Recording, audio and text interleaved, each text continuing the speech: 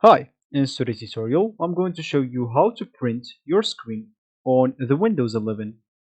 So first of all, all we need to do is go and open your PC that contains, of course, the Windows 11. Of course, if you have a Windows 10 or your Windows 10 user, just go and install the Windows 11 through.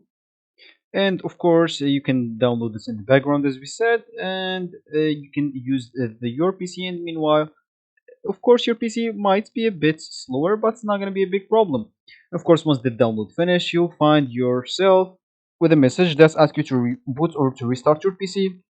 And once you do that, you will find yourself with a Windows 11 ready to use.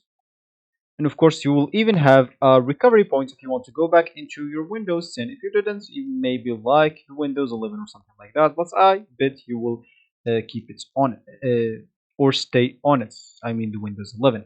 So, as we said, we would like to print our screen. So, how can we do that? First of all, we would like to take a screenshot of our screen. Of course, we can click at Windows Print on our keyboard, like press the Windows key and print on your keyboard together, Windows then print, and that should take a screenshot. Or you can just download like the snipping tool or this free snipping tool, and of course take the picture of whatever you want. And of course, once you do that, you would like to open whatever you're going to use to print the document with or your screen with. So let's say an example for me, I'm going to use here Word.